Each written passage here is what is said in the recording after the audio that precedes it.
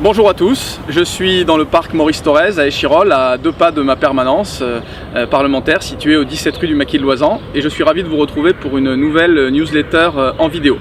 Je vais ce matin visiter les écoles Jean Moulin et Jean-Paul Marat d'Échirolles qui participent au Parlement des enfants, une initiative conjointe de l'Assemblée nationale et de l'Éducation nationale pour favoriser le fait que des écoles en primaire rédigent des propositions de loi. Cette année, le thème c'est du bon usage du numérique et puissent participer à un concours. Et ensuite, des lauréats sont choisis pour venir présenter leurs propositions de loi à l'Assemblée nationale et visiter le Parlement.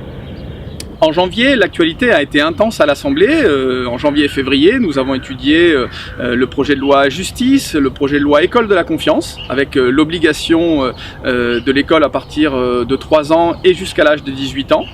Et puis ça a été aussi le début de la déclinaison du grand plan pauvreté avec beaucoup de moyens mis sur l'accompagnement et l'insertion portés par le grenoblois Olivier Noblecourt, délégué interministériel à la lutte contre la pauvreté. En janvier, c'était aussi un ensemble de cérémonies de vœux. Pour ma part, j'ai participé à plus de 20 cérémonies dans ma circonscription et c'était l'occasion de rencontrer les citoyens, bien sûr, mais aussi les maires de ma circonscription, les élus municipaux et d'échanger dans cette période de crise des Gilets jaunes où le débat est de plus en plus nécessaire et ce dialogue était vraiment intéressant à l'occasion des cérémonies de vœux. Le 19 février, vous le savez, j'ai fait adopter une proposition de loi à l'Assemblée nationale sur laquelle je travaille depuis plus de 18 mois avec mon collègue député, vice-président de l'Assemblée, Hugues Rançon, sur la lutte contre l'arrêt cardiaque et la sensibilisation aux gestes qui sauvent. En France, ce sont 40 000 à 50 000 personnes qui décèdent chaque année d'un arrêt cardiaque, une mort subite, inopinée, et le taux de survie est de 7% seulement, alors que dans d'autres pays anglo-saxons en particulier, le taux de survie peut atteindre les 20%.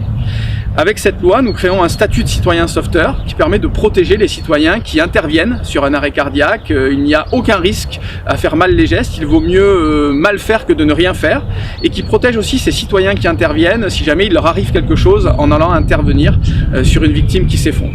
Nous créons aussi des étapes de sensibilisation aux gestes qui sauvent à différents moments de la vie, à l'entrée au collège, avant le départ à la retraite, pour les arbitres et juges arbitres de sport.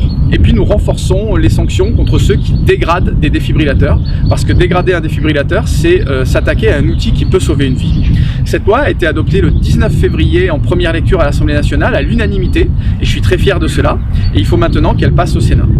Dès le lendemain, le 20 février, nous avons organisé une grande sensibilisation à l'Assemblée nationale, et ce sont plus de 300 personnes, députés, collaborateurs, personnels de l'Assemblée nationale, qui se sont formés sous le haut patronage de Richard Ferrand, qui a montré l'exemple. Le président de l'Assemblée a fait les gestes de premier secours, et ça a été un grand moment de sensibilisation, de formation pour l'ensemble des collaborateurs, des députés.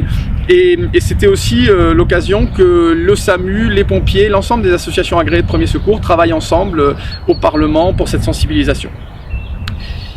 À titre personnel, j'ai été nommé référent thématique national sur la transition écologique pour La République En Marche et je suis devenu whip, c'est-à-dire coordinateur pour la commission développement durable et aménagement du territoire de l'ensemble des députés La République En Marche.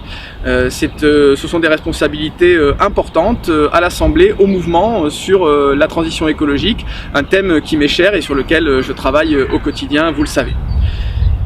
En ce moment, c'est la période des grands débats. J'en ai moi-même organisé un à Hébin vendredi 22 février dernier. Nous étions plus de 200 à débattre de la transition écologique et solidaire. Je remercie vraiment tous les participants qui sont venus à la salle de l'Odyssée. Les débats ont été très riches, parfois animés, avec des oppositions contradictoires, mais toujours dans une ambiance et un respect des opinions des autres. C'est important de débattre et d'essayer de sortir de cette crise des Gilets jaunes, de cette violence qui s'exprime dans la rue par le débat. Et Sophie Cluzel, la ministre du Handicap, est également venue il y a une dizaine de jours et j'ai participé aussi à ce débat qu'elle a organisé à Grenoble sur le thème du handicap. Il va maintenant falloir construire les solutions issues de toutes les remontées de terrain, des cahiers de doléances, des grands débats, bien construire ensemble des solutions pour trouver une issue à cette crise et sortir par le haut et non pas par la violence qui peut s'exprimer dans la rue. Comme vous le savez, vous pouvez retrouver notre actualité sur Twitter, sur Facebook, sur mon site internet également. Et puis vous pouvez nous retrouver à notre permanence, 17 rue du Maquis de Loysan à Échirolles.